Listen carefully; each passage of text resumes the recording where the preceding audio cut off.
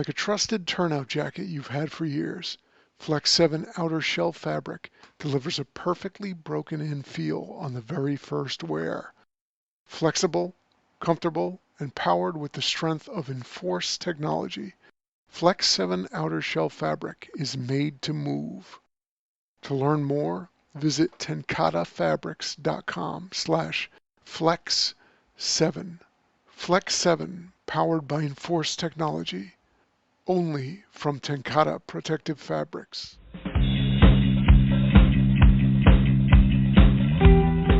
Taking It to the Streets is all about advancing firefighter safety and operational integrity for the fire service through provocative insights and dynamic discussions dedicated to both the art and science of firefighting and the traditions of the fire service. The focus at Taking It to the Street continues to be straightforward, street-level talk with intelligent, stimulating, and provocative insights and dynamic discussion with interactive dialogue and, most importantly, listener participation. Just like around the kitchen table or in the day room over a cup of coffee at 02:30 after a good run. And now, the latest edition of Taking It to the Streets with your host, Christopher Naum.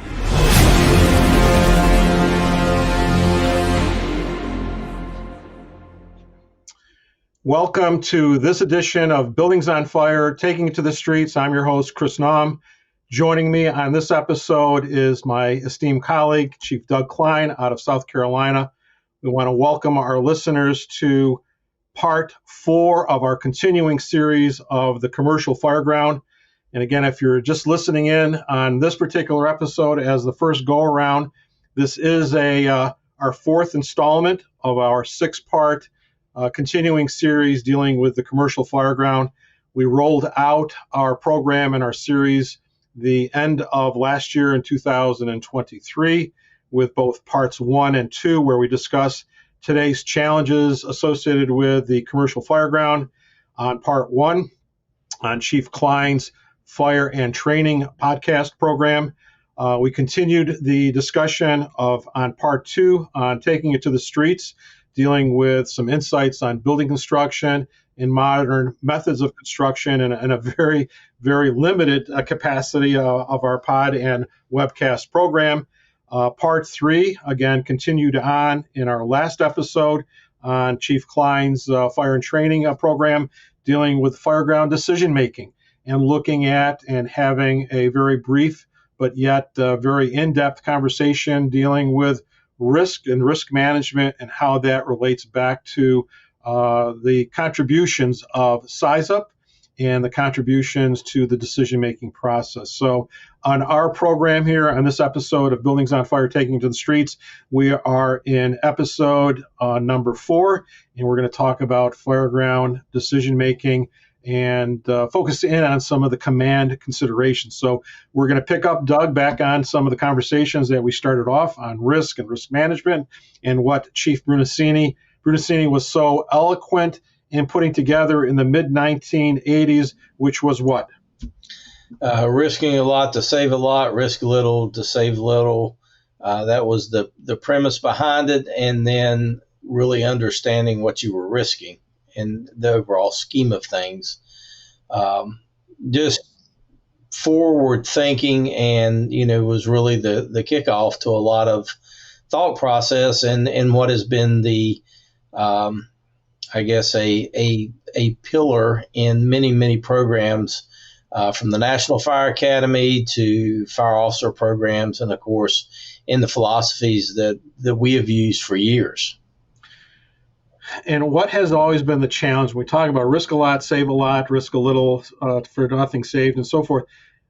It becomes arbitrary at best because there is no consistent risk matrix or template that is consistently utilized in a manner that has almost an empirical basis to it, right? I mean, when we talk about your risk versus my risk versus any of other colleagues, when we get into conversations or discussions on strategy or tactics or operations, there is always this level of debate based upon risk. And it also has a relationship back to what my experience levels are, what my comfort levels are, what my knowledge, skills, and abilities, and more importantly, Doug, as you really formed the foundation of our previous episode, talking about recognition, prime decision making, right? And that has its association with what we talk about RPDM or naturalistic decision making. That whole basis of that concept deals with what? Really knowing what you have. I mean, it's an in-depth analysis, and you sparked a thought in my mind, Chris, is kind of picking up on that.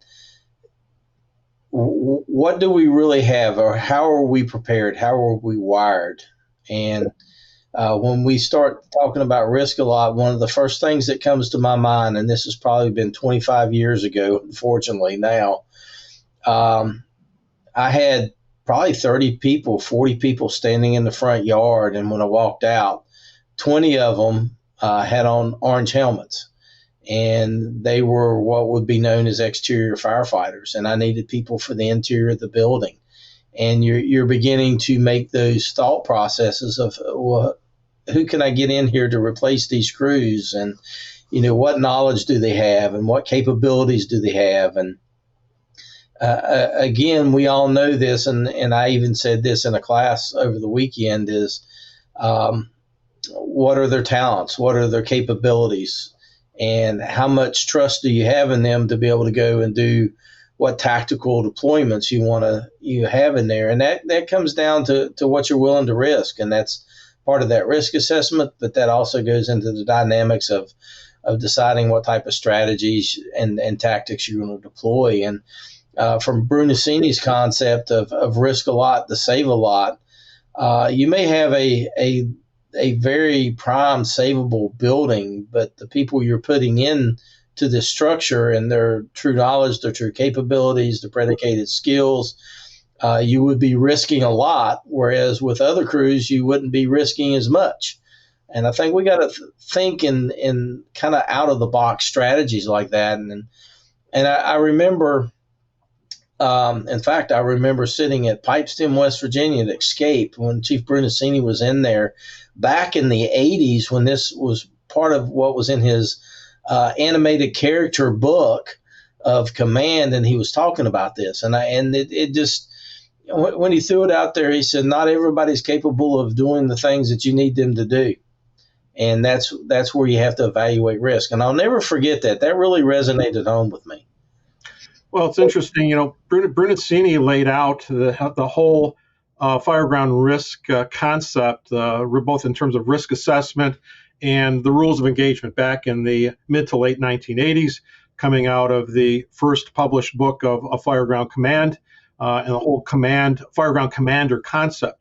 And our listeners may not remember or recognize or even be familiar with it, but he identified three distinctive levels of risk, both low, medium, and high risk, and also talked about probability and probability for success as it related to engagement. And it goes right back to what you're talking about, Doug. It gets back into, and again, if we frame this out with the commercial Fireground, we are talking about buildings that have both low and high risk based upon the frequency and other factors. We talked about building construction and occupancy and fire levels of risk.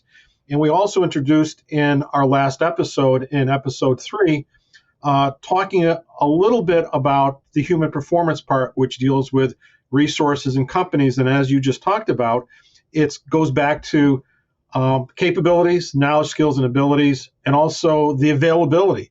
What do I have on scene? What's coming? What can I call upon? So if I have a commercial occupancy and it's involved in some type of condition, fire, and so forth, the siting, the location, the proximity of those resources. When we talk about human performance, we talk about companies. So there are three distinctive aspects that we continue to advocate and discuss in all of our programs. And that relates back to common elements on the Fireground that relate back to building, relate back to fire conditions, and relate back to human performance, or HU, which relate back to the company. So it's very critical for us to have a perspective and an appreciation for the capabilities, and the availability of adequate resources that are trained to be able to operate in the commercial environment. And that is part of our continuing theme here. The commercial Fireground is unique. Although we have many, many types of commercial/retail type buildings, these occupancies have different associated levels of risk. And those risks, as we've identified in our previous episode, on episode 3, we introduced to the fire service our 10 different classifications or typing of our commercial structures from type 1 through 10. And they range again for our lower levels for types 1, 2, 3, and 4. Again, they are based upon square footages and also building construction features of up to 10,000 square feet, 10 to 25, 25 to 75, and 75 to 100,000 in the types 1 through 4. So the whole premise here is that if we can identify and call something, a typing or whatever that may be, it also has and can have, based upon construction and usage, a definable level of risk, which ultimately may have contributors as it relates to command and tactical engagement. So it's very, very important to capture that concept. One of the things that I'll just dovetail into this, Doug, before I turn it back over to you, is that one of the challenges in the fire service has and continues to be the ability to classify and identify what risk is. The concept of risk profiling, although there's been a lot of conversation, certainly over the last 15 to 20 years, about risk and profiling and survivability profiling. I mean, a lot of different pieces that are part of a bigger aspect here. But one of the things that we had the ability to contribute towards was a line of duty death, double line of duty death that occurred in 2012 in the city of Philadelphia. And in this particular instance, the fireground conditions ultimately led to a double line of duty death on that fireground. The building and its occupancy, although not commercial, it was an abandoned building. It was of type 3 and 4 construction, both ordinary and heavy timbered and mill construction. Within that NIOSH report, and that NIOSH report was 2012-13. One of the challenges associated with that fire was risk factors associated with the complexities of that particular incident and, again, the management of risk. And when NIOSH worked the investigation process, one of the identifiable challenges during the investigation and interviewing stages was that there was no clear common referencing of what the risk of that building was during various stages of operation. In other words, risk was perceived differently based upon experience levels from the most senior fireground commanders with 30 plus years of experience, based upon their confidence, based upon their experience and so forth. Their level of risk may have been perceived as being different from those that a younger officer or let's say an inexperienced officer or commander operating in a particular division or capacity that may not have worked a significant, challenging, complex, multiple alarm fire. And that's what generally came out of that. One of the outcomes of our involvement in that analysis was the development and the identification of a methodology, process, and a risk management model. So when I talked about probability and other associated levels of risk, one of the things that we put together, and we continue to put this model and the diagrams out there on social media, and we will add this to a resource item for those of you that follow us on social media, especially on fireengineering.com. We will repost this as part of our pod and webcast program here. We'll get that particular template and diagram back out there. But generally speaking, it relates back to if we can identify with something and call it something, we now can train on it. And guess what? We can also associate that with fireground conditions and other conditions that are either identifiable, perceived, or assumed on the fireground during initial size up at the tactical or command level. So very, very quickly here, guys, I just want to talk about there are very specific levels of risk and severity that I'll just quickly give you. It's everything from negligible to the highest level of catastrophic. Negligible means that, again, we have conditions that have minimal threat to the safety and well-being of companies operating under generally accepted fire service work practices and parameters. The highest level of risk is catastrophic. It may result in personal death, grave personal injury, large-scale destruction, and perilous conditions.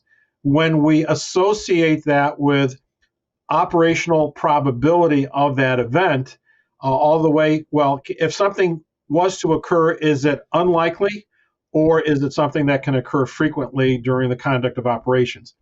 And put this into the context of a smaller standalone commercial building, let's say under 10,000 square feet, or something where we are dealing with a 200 or 250,000 square foot big box department store that, again, may have a fire in that particular building. So is there going to be something that can be catastrophic in nature, and is it unlikely to occur?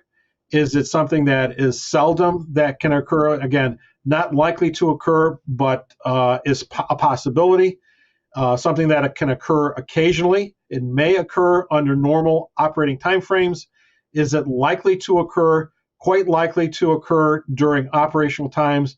And then the frequency, which is a high level of risk, it's likely to occur immediately or in short operational periods of time. Expect to occur frequently. So it goes primarily from that matrix that is very standardized, from low to medium to high to extreme. So again, we have this ability, right, Doug? We have this ability to call something what it may be in our occupancies if we can categorize them, if we can relate that back to operational conditions that are identified by visual or other factors, or things that we presume based upon that particular building, and couple that with experience, and then couple that and tie that directly into the human performance, our resource standpoint. It'll give us some guidance, right? It gives us some direction on what we should be doing, should not be doing, or may want to do, but having an appreciation of risk, right?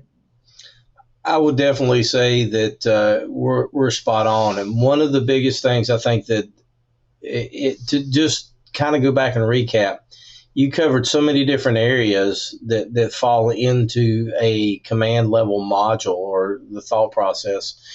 You're talking about the building, and that's a big piece. We talk about the human performance of how they're going to be able to perform, and what type of situation awareness do they really have? Are they truly aware of the situations that are occurring? Are they really reading the smoke? Are they reading the building? Are they reading the activities that are going on in the fireground? Are they equating what they're seeing and realistically evaluating them against their tactics? And then how well is the human performance? And the one thing that as you were going through there, Chris, I got to thinking in my mind, we sometimes think that we're a whole lot better at this than what we really are. And we think our people are much more talented than what they are. And I oftentimes wonder, and I was sitting here thinking about this as you were going, thinking, do we have a horseshoe that's placed over our door, and how soon is that horseshoe going to fall on our head as we're walking out? We know that this occurs on a regular basis because we see line of duty deaths. We see NIOSH reports that come back, and some of them are coming back with the same, top 5, top 7 components that go into there. And when I think about it, under human performance, one of the categories we have in that model is called error traps. And how often do we make those errors in our thought process or perceptions that we've conditioned ourselves to believe? In other words, we've gave ourselves a false sense of, or a false belief of where we're really at, our capabilities. Or, again, we go back, and this is probably 2 years ago when we talked about benchmarking on Firegrounds. when that starts, especially in a commercial structure. I mean, we talked a lot about our bread and butter operations with residential, but this is even more critical. We need to start benchmarking from the time we leave the station as to how that building, timelines and how it's going to perform, because it is predictable. And we've seen that even in all the studies that are out there. But as you're talking about this in the risk management and the tactical component, I almost got to the point that it was like, holy cow, this is a realization. This is like an aha moment that's coming about that, are we really making good decisions as the fire service in today's environment? And what have we lost? Just looking at some of the people that have retired here in the last couple of weeks, the years of experience that are just personal friends of mine that are going out of the business. What have we lost, and what's replacing that? How much knowledge do they have? And that, Chris, you just sent chills up my spine. If you really want to know my truth, it was scary. You're spot on, Doug. Again, I think for our listeners, when we talk about, especially those that are operating either in rank or out of rank in an acting capacity, the command, especially initial command in that first 10, 15-minute duration of that tactical window, command decision-making at commercial structures, when there are far greater unknowns that are typically part of the process that we have to, of inputs. There are more unknown factors as the intrusion within that building is occurring by companies at the tactical level. And there is a significant level of risk as we continue to encroach and go further into that building, primarily because of the openness and the large open types of floor plans. So in smaller structures, again, those 10, 20, 30,000 square foot buildings, those in themselves still have significant levels of risk, but they increase in an exponential manner as we start getting into the 30, 40, 50, up to that 100, 150, 200,000 square foot areas. We have this inability to maintain our point of reference, our situational awareness, our mobility into that building. Orientation factors become diminished or become very convoluted. And again, it's not only the square footage of that footprint, it's also the volume. And that volume, as it relates to the fire dynamics in the building, in combination with building construction, the fire dynamics, the susceptibility of that building to maintain its integrity, become critical as we further engage into that structure. And I say this all the time when we talk about reading the building. So there's 4 reads of the Fireground, right? We have reading the Fireground, we have reading the building, reading the fire, and reading the companies. The company component goes back to our conversation that we're getting into here, that Doug has been talking about both in the last episode as well as what we're referencing here. We really have to have such a significant handle on actual or perceived capabilities of the company, because that margin of error as we engage in commercial firefighting is minimal at best when things start going south. And the continuing issues, again, the challenges for today's incident commanders and operating companies as it relates to the commercial fireground, I think is to clearly recognize, again, the building performance factors, inherent construction characteristics that are fundamental to how these buildings, these commercial fireground structures are built, how they perform, and how they react under fire duress, how they present themselves, how they play into our decision-making process, and how do we at the command level ascertain and distinguish how that building and how the firefighters are going to perform under the elapse of the tactical window. In other words, as the incident continues to evolve, how will that fire affect the building's integrity? How it will affect our operability and survivability to conduct the mission-critical tasks that are present?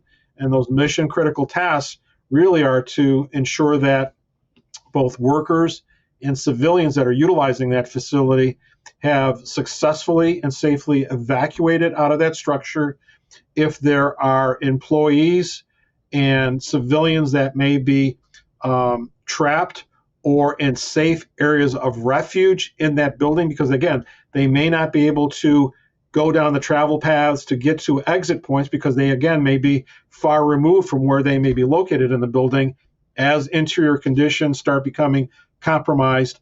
Again, identifying these safe areas of refuge and successfully and timely evacuating them out of the structure. The firefighting part of this, again, may or may not occur, right, Doug? We continue to see and stress interior firefighting operations, but they are a different type of methodology and practices that are employed in non-compartmentized floor plans, large open areas, large volumes, large spans, different construction features, different structural loads that are impacted in a significantly different time frame than what we encounter in the multiple occupancy or most certainly in the residential structure setting.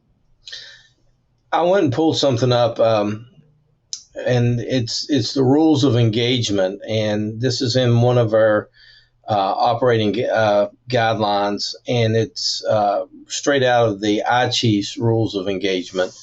But you hit something, Chris, and people say, and I hear this all the time, is that we're not being aggressive in firefighting tactics. We're trying to get to where we're stand outside and spray water type fire departments, and that's not the case. The case is we're trying to do this with a risk assessment, a risk management component to be able to engage for tactical success and for safety. And part of it is, and that begins with size up, and size up starts long before the tones drop, before the fire occurs. That gets back to the pre-incident surveys, that gets back to your risk assessments, that's knowing your districts, the whole 9 yards. But you hit something, the change in the type of buildings, and it's the compartmentalization that is drastically changed. We went from being, as Lloyd Lehman characterized it, is good compartmentalization that we could control fire in, to the fact that we have these large open areas, especially in commercial buildings that, and you said this, and the perfect example is the Walmarts, the Lowe's, even the McDonald's, but Dollar Generals, any of those type of Family Dollars, I don't care what it is. Those type of buildings are large open spaces with large spans that we have to take into consideration. It's not a small 12 by 12 or 20 by 20 box that we're working in. It's a much larger piece, and it goes back to truly being able to size up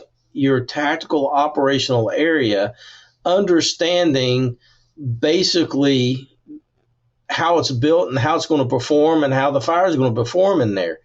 And then again, if we use our basic principles, we're all about life safety, incident stabilization, property conservation. But we got to get down to the occupancy survivability profile. What's the chances? Can we get in there? And what are we going to risk? Back to Brunacini's thing. And his concepts, are we going to risk a lot to save a lot? Or are we going to risk little to save little?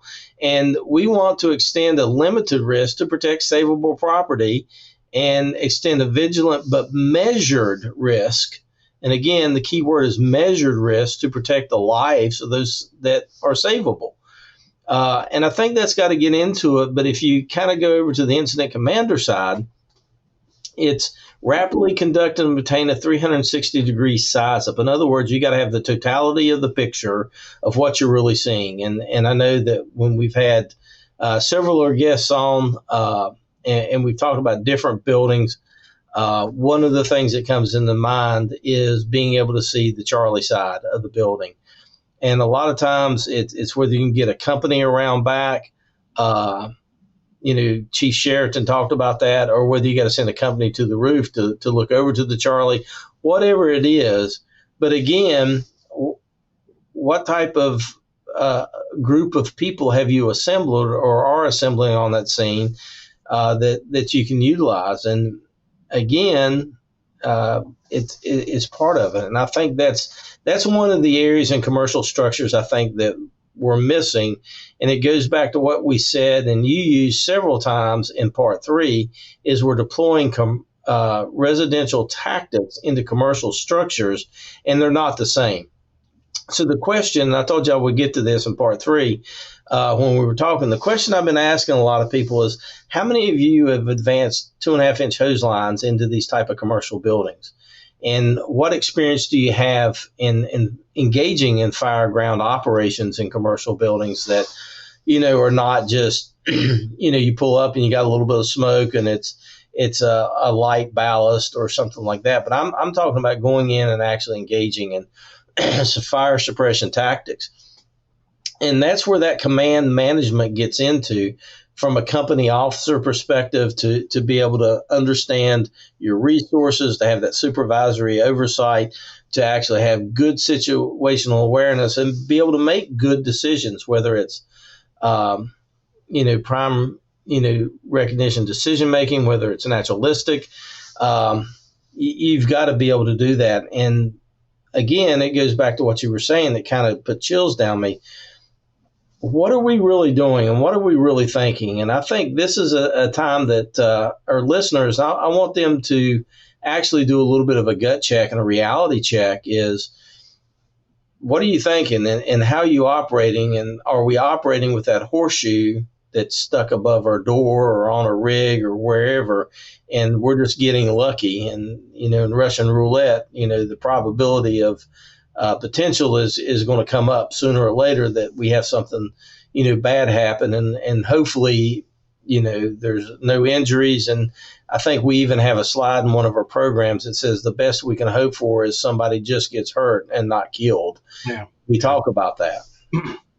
Well, I think the commercial Fireground, in the context of what we've presented thus far up through this fourth episode here, it is certainly highly suggesting and identifying that in the lack of experience, or even with some degree of experience, working and conducting operations on the commercial Fireground, in this instance, does demand much more pre-incident preparation.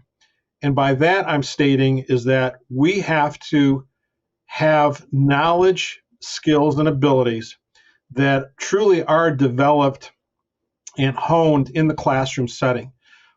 Formal knowledge that is attained in understanding construction, layout, commonalities, understanding fixed fire suppression systems, understanding the fire dynamics, understanding how various types of businesses in the commercial occupancies that they involve, as we've described, the Costco's, the Home Depots, the Lowe's, the McDonald's, the Chick-fil-A's. I mean, any of the buildings that are of a commercial occupancy usage type and risk does demand formal education and knowledge and skill set. And that only comes about through formal, either formal classroom training or the informal that one attains through reading, learning, and going through all the various types of media access that one has. But it does require at some point formalized, consistent knowledge attainment and education in that process. Because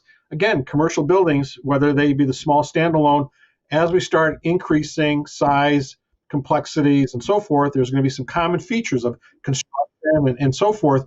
But the integration of the fixed suppression detection systems, other things that come about in the trade-off process based upon performance-based codes and standards, are going to create unique buildings. So they are not always all complex. I'm certainly not stating that. And Doug, as you just talked about, the dollar stores, the any of the typical types of smaller commercial buildings that everyone has, there is going to be common construction, common features that have, as we talked about in episode 3, certain definable levels of risk that correlate to decision making that also influence the tactical deployment. These are givens.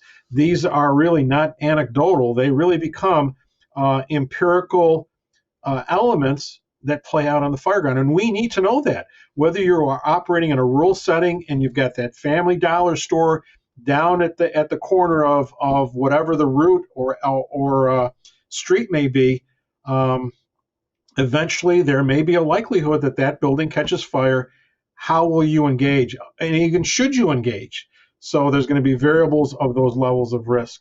I'll say this, one of the things that comes to mind, and it goes back to this whole issue that, again, you started the conversation on in our episode 3, dealing with risk as it relates back to RPDM, recognition, prime decision making. It all goes back to fundamentally this. When we talk about command, insights, and operations on the fireground, and then this is true both at the command and the tactical company level, but especially at the command level, it's the aspects of that are part of the cognitive process, right? It's thinking, it's knowing, it is remembering, it is judging, and then it's also problem solving. And that problem solving portion plays out in our decision making and size up and incident action plan, right? But it's thinking, it's knowing, it's remembering, it's judging, or making some assessments and determination, and then developing a plan for the problems that are at hand. With that being said, the most critical part of that is working memory, category formation, and pattern recognition. And what are those? Those are the experiences that we've had in the past where we have this working memory based upon what we're hearing, seeing, communications that we're getting from the companies. A good example is going to be this. I've got a company that's going into the rear division of the building, and there's a significant runoff of what appears to be water that is steaming as they're driving around the back access road of that structure that is coming from some unknown area. Again, we're responding at 2 o'clock in the morning. So what is that telling you? That should be a clear indication that I've got runoff possibly coming from the discharge point of the sprinkler system or coming from the access point of a threshold of an overhead or a man door, and that water runoff, especially if it's steaming and it's not either cold out or other conditions, that is going to be indicative of some type of fire that may or may not be identified from the outside, but it's water discharge from a sprinkler system that's heating up, steaming out because it's been elevated in temperature, and I've got a runoff in that street. Something as simple as that may be enough for that company officer to communicate, hey, this is what we're seeing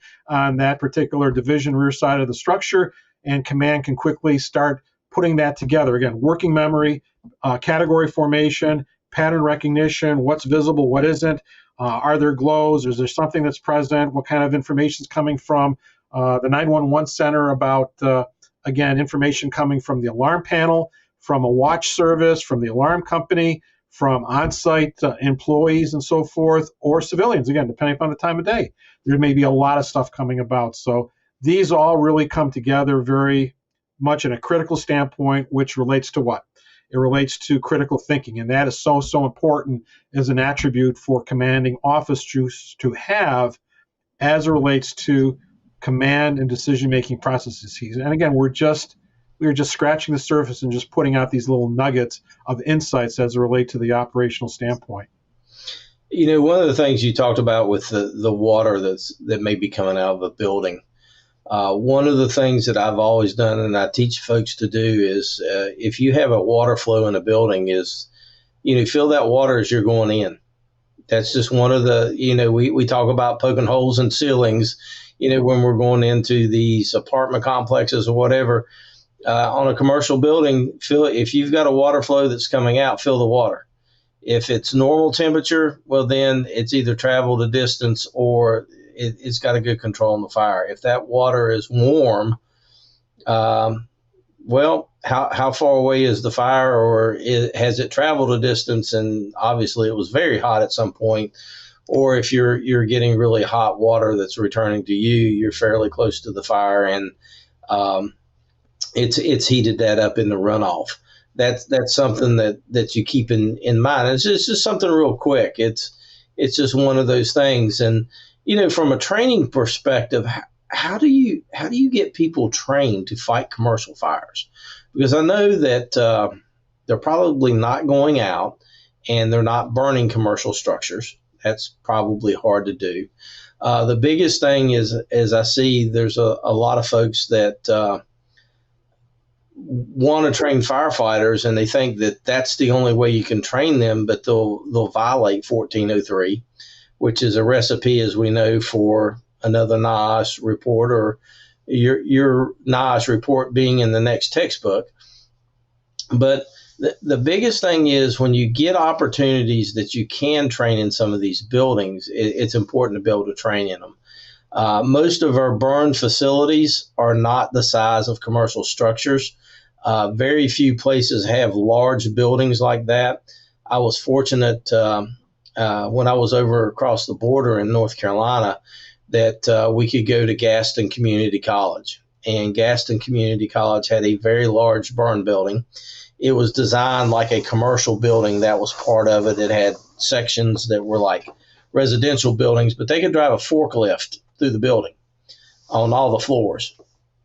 Elevators in there that actually function, things like that. So being able to operate in those environments that you can create, and have smoke conditions and fire conditions, and you've got to advance hose lines for long ways and actually make turns. And of course, inside this building was designed to be like a commercial building that may have machineries in one areas, or, you could design it in a lot of different ways.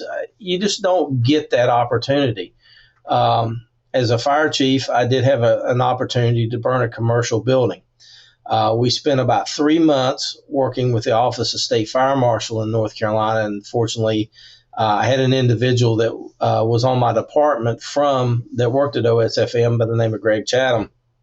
And we worked very diligently to prepare a building to be able to show safely and under 1403 conditions, and to meet the standard, exactly what happens in a commercial building. And that's one of the things that a lot of people don't realize is these drop ceilings are going to come down. There's a lot of HVAC system and wiring and coax cables and networking systems and all these things that are in the ceiling that are hid that all of a sudden become entrapment hazards. Well, we worked and created our pathways in our areas that we could actually be safe and free from all those. They were all removed from that area of the building.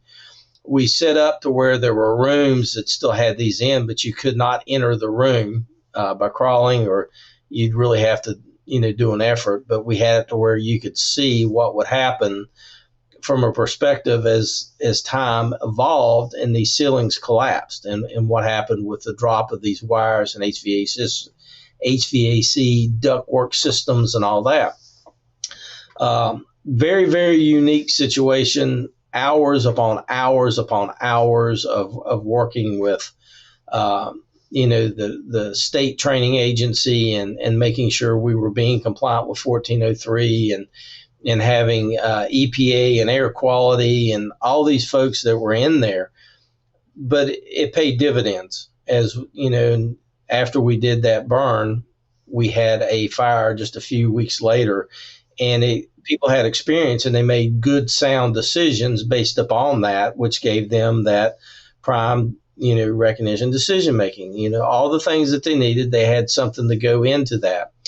The problem I see, Chris, and this is the scary part, is most of the folks that I'm having conversations with out in the streets don't have any of these experiences to be able to pull anything from. And a lot of what they're looking at or seeing are just snippets from YouTube videos and things that don't give the totality of the picture, and you're not seeing a complete picture of everything that's going on.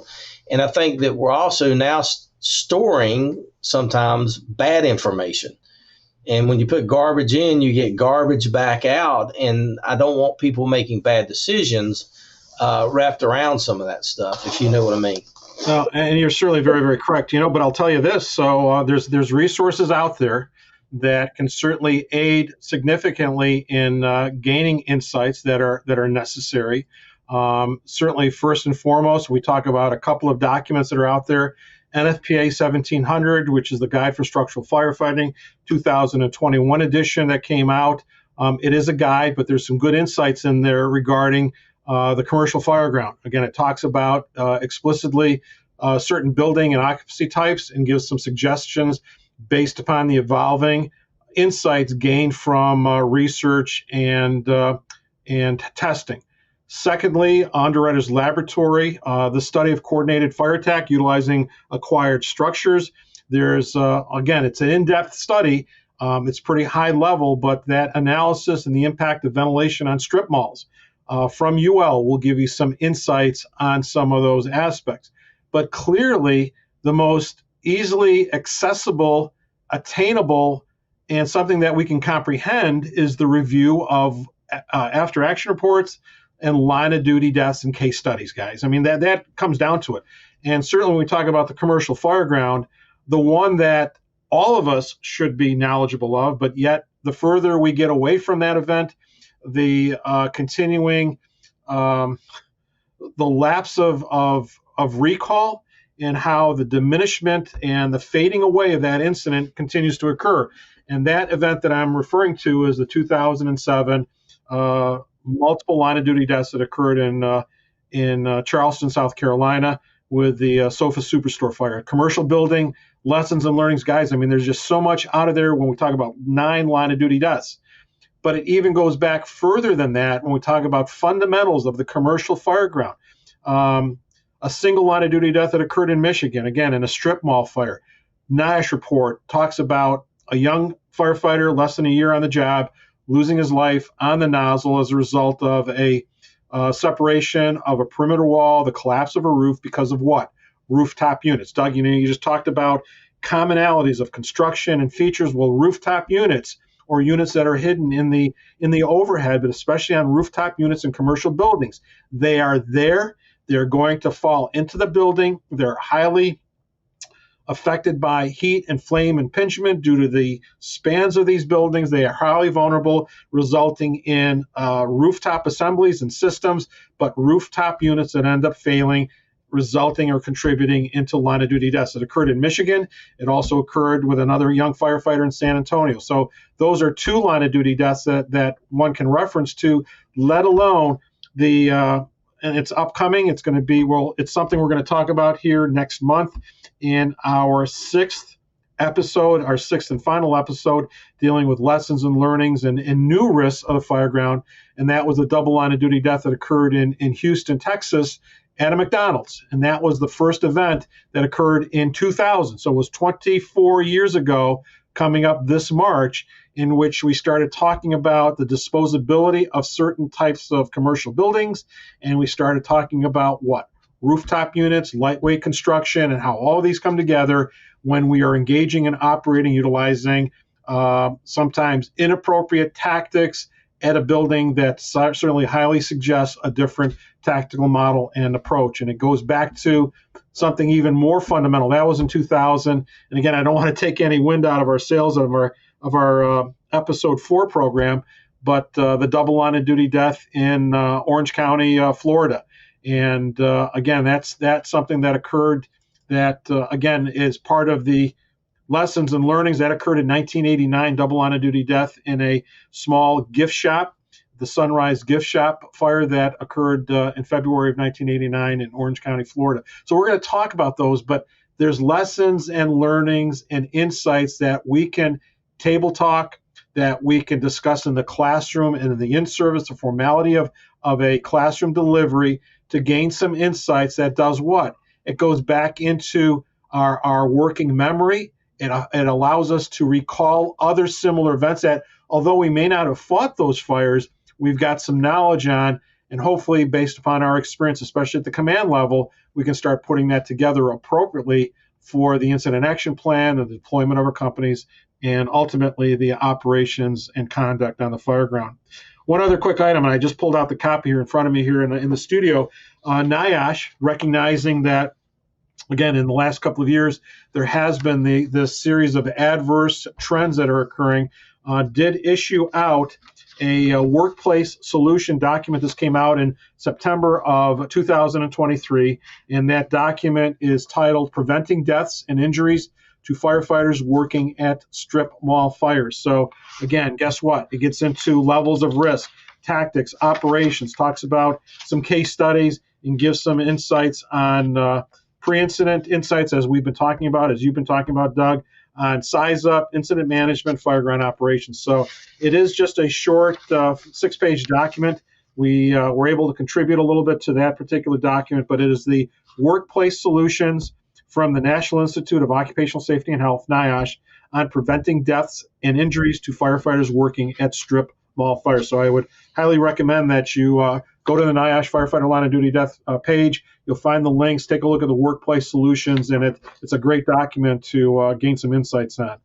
And I'll also state this as we start wrapping up our program here.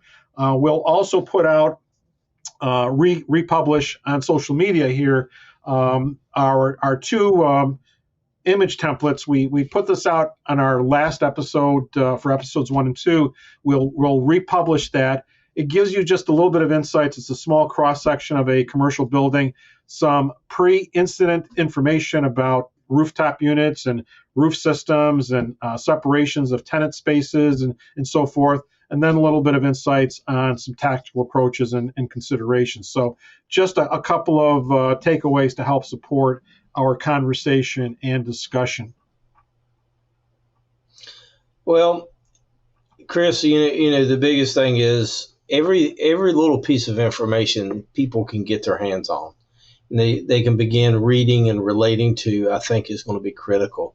And I thought of one more that we can add in here is the National Sprinkler Association has just done a big piece on sprinkler systems in commercial buildings and the different types of sprinklers that exist in there and how well they perform under live fire conditions. And our good friend Shane Ray actually has that out from the National Sprinkler Association. That's another piece to look at, especially in these buildings that do have fire protection systems. But bottom line, if you're not talking about this in your firehouse, if you're from a perspective not looking at what's going on around you and what your potentials are, I think we're failing. I think we're failing miserably as the company officer. And again, I'm going to go back and I'm going to utilize a concept called the company officers, the true trainers of the fire service.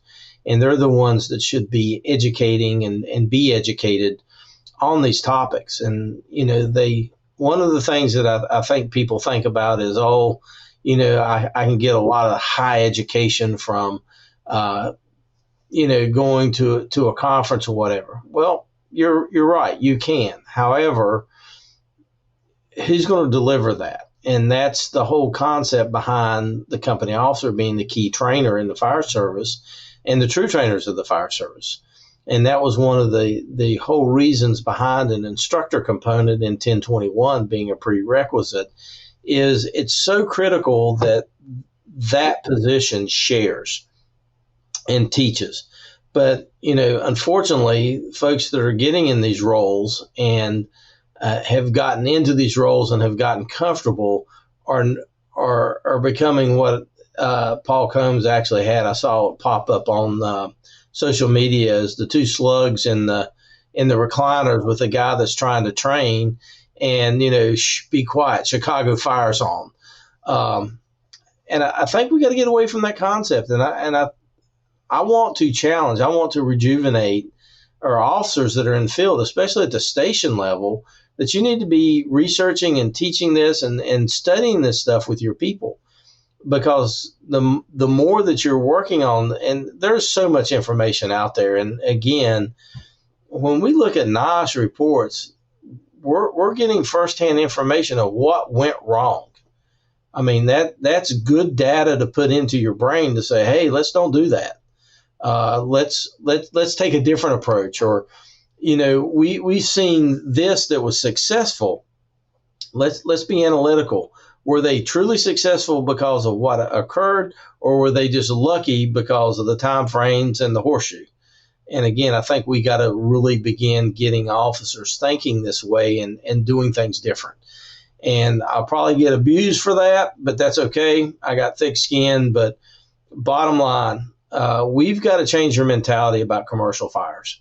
And I just don't think that that's happening across the United States completely. I know that in some areas, there are people that are embracing everything that we're saying. They're doing things. They're cutting edge. They're top of the line, and they're making a difference. And then the other places, we got the slugs that are sitting in the recliners, and it's a hope and a prayer nothing happens. Yeah, there's no question about that. And again, we should certainly reinforce the fact that the NIOSH reports, as well as any other action reports and near misses, they identify the good and the bad. There are significant attributes that go well at these incidences that were contributors, and there's also the adverse aspects that result in the undesirable events, right? Either property loss, injuries, or line of duty deaths, or civilian injuries and fatalities. So we have to gain insights and utilize that as a memory tool to be able to apply in similar conditions that we are encountering upon arrival. Not all of us can gain the depth of experience from incidences that have occurred around the United States or globally. So we really, truly need to look at case studies, lessons and learnings to glean out of them all of the attributes that lead to successful outcomes and those conditions when they align themselves such that when identified, hopefully can keep an incident from going south on us and be able to allow us to recover and keep our crews safe and mitigate the incident. So, lastly, I'll just put this out, and again, we'll put some of the visuals out there as we've done in the past. There are two attributes when we talk about risk as that relates to the global picture. It relates back to operations and tactics. We have to have a higher level of appreciation for the tactical windows, especially the best practices of that 10 to 15 minute duration of time. And I certainly advocate to be really closely monitoring our activities from time of arrival through that 10 to 11 to 12 minutes of elapsed time, especially at the command standpoint, to be monitoring the conditions, identifying potential indicators, performance indicators that are associated to the building, associated with the companies, associated with a fire, that are going to influence your decision making and hopefully determine what course of action you either continue to take or that requires some degree of modification, either in the immediacy, the short term, or some timely period of time. When we associate things with risk, again, they also relate back to RIT and severity, urgency, and growth, or SUG. The resiliency, integrity, and time of the acronym of RIT relates back to resiliency, integrity, and the time factor of elapsed time on Fireground. The SUG factor deals with severity, urgency, and growth. Those 6 attributes associated with those 2 particular domains are very, very critical to apply on the commercial Fireground. And we'll talk more about these in our episode 5 program, our next episode, which will be coming up on February 28th and February 29th. So episode number 5, we'll talk about Fireground decision-making regarding the tactical side of it a little bit more, picking up on our conversation in both this and episode number 3. And then we'll be rounding out our program again in the month of February, going live on February 29th as scheduled for lessons, learnings, and new risk. And Doug will talk more about training opportunities as we've touched base a little bit here tonight. So again, we're hoping to have a couple of guest speakers that will be joining us next on the next 2 episodes of our series. We encourage you to download and listen to our other previous 3 episodes that are available in the archives on fireengineering.com on the podcast. And again, as you may also be watching on the webcast programs that we are very, very fortunate to be able to be part of with both Fire Engineering Magazine and fireengineering.com. And I will just put the plug in. Again, Doug, we'll both be talking a little bit about some of these aspects in both of our programs at FDIC coming about in the next couple of months in April. and also hopefully discussing a couple of these things live from the floor as we do our live pod and webcast as we've done in the past from the four corners and at FDIC at a date and time to be determined, but that'll be coming up in the not too distant future here. So we're looking forward to that. I think that wraps it up. I was going to say any other closing comments, but I think we've pretty much said it all. So I certainly want to personally thank our listeners, those that are new to both of our programs, Chief Cline's Fire and Training podcast and webcast programs, and certainly on my Building Construction's Taking to the Streets. We always try to take advantage of this learning opportunity, and our programs really are meant to, and the objective here is to provide timely, accurate information on timely topics. And I think both of us are of agreement that the commercial fireground continues to be one of the most demanding and risk-prone areas that the fire service continues to have a different perspective on. And we'll just sort of leave it at that because, again, it'll be something worth conversing more about in our upcoming episodes. But there's a lot of ground to be covered, and we continue to try to make inroads through programs such as this, as well as content that Fire Engineering Magazine continues to put out each and every day, each and every month on the hard copy publication side of the magazine, and certainly much of what is contributed and published on social media and online through the rich availability of information on fireengineering.com. So our continued thanks for allowing us to have this platform, and we certainly look forward to seeing you guys at FDIC and listening in on our next program. Closing comments, a couple of them, Doug? You're always good thing, right? I always think that conversation and dialogue that we have is important. I hope our listeners continue the conversation away from just the show with their colleagues and begin taking it to their streets and their communities and their department.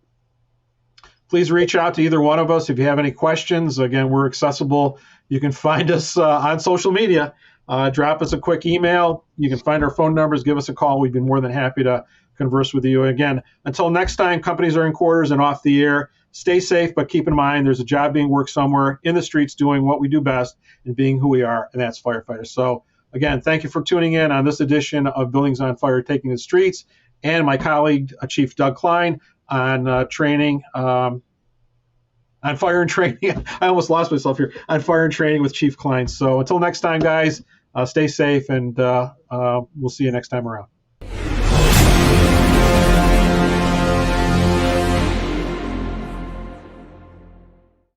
Like a trusted turnout jacket you've had for years, Flex 7 outer shell fabric delivers a perfectly broken-in feel on the very first wear.